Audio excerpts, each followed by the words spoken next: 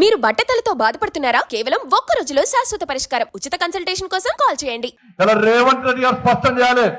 కాళేశ్వరంలో పక్కా అవినీతి జరిగిందా జరగలేదా?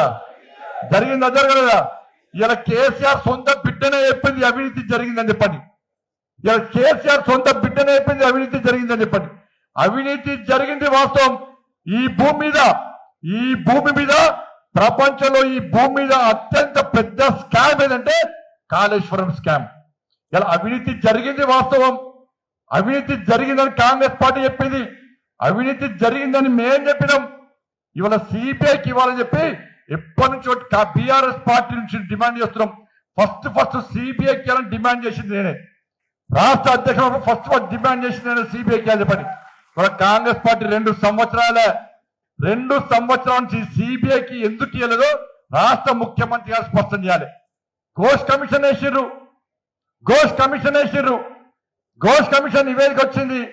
ఘోష్ కమిషన్ నివేదిక దాన్ని చదివిన కాంగ్రెస్ పార్టీ మంత్రులందరూ చదివినాక ఏం చేయాలి? అసెంబ్లీలో చర్యలు తీసుకోవాలి. ఆ ఏం చర్యలు తీసుకున్నారో అసెంబ్లీలో చర్చించాల్సిన అవసరం ఉంది. కానీ అసెంబ్లీలో పెట్టిర్రు. దాన్ని మళ్ళీ చేసిర్రు సిబిఐ అన్నాడు.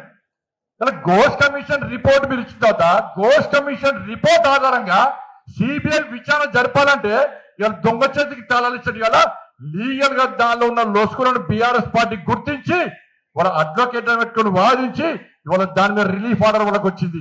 దీనిలో కోర్టులో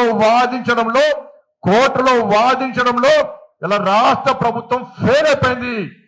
రాష్ట్ర ప్రభుత్వం బీఆర్ఎస్ పార్టీకి ఈ కేసు నుంచి ఈ అవినీతి నుంచి తప్పించుకునే అవకాశం ఈ 2 సంవత్సరాలుగా కాంగ్రెస్ పార్టీ వాళ్ళకి ఇచ్చింది. కాబట్టి ఇవాళ తప్పించుకొని తిరిగే ప్రయత్నం ఇవాళ బీఆర్ఎస్ పార్టీ చేస్తున్నారు. ఇలా రేవంత్ రెడ్డి గారు 2 సంవత్సరాలు ముట్టుకుంటున్నాం సిబిఐకి ఇవ్వని. మరి అప్పుడు ఎందుకు వెళ్ళే ఇన్ని 2 సంవత్సరాలు ఇప్పుడు ఎందుకు ఇచ్చినో స్పష్టం చేయాలి.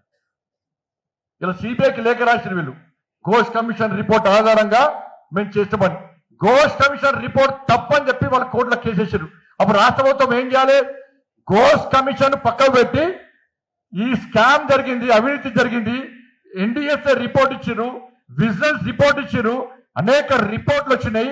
ఈ రిపోర్ట్ ఆధారంగా లావాదేవీలు జరిగినాయి, మనీ లాండరింగ్ జరిగింది, అక్రమాలు జరిగినాయి. దీని మీద విచారణ జరపాలని చెప్పి రాష్ట్ర ముఖ్యమంత్రి గారు సిఎస్ఓ సిబిఐకి లేఖ రాస్తే నిజంగా నిన్న రిలీఫ్ వచ్చేది కాదు. నేను దాని మీద రాకుండా ఘోష్ కమిషన్ పేరుతోని అసెంబ్లీలో పెట్టి చర్చించి చర్యలు తీసుకోకుండా ఇవాళ చేతులు దుర్కొని దాన్ని మేము బీజేపీ కోర్టులకు బాలేస్తాం. భారతీయ జనతా పార్టీ ఈ దేశంలో ఎలాంటి అవినీతి మరకలు లేకుండా అవినీతి రహిత పాలన అందించేది నరేంద్ర మోడీ గారి ప్రభుత్వం. కేసీఆర్ తాత అవినీతికి పాల్పడ్డా కూడా నరేంద్ర మోడీ గారి ప్రభుత్వం వదిలిపెట్టే ప్రసక్తి లేదు. ఎవరు ఏ స్థాయిలో జరిగినా కూడా మేము చదువుకుంటాం.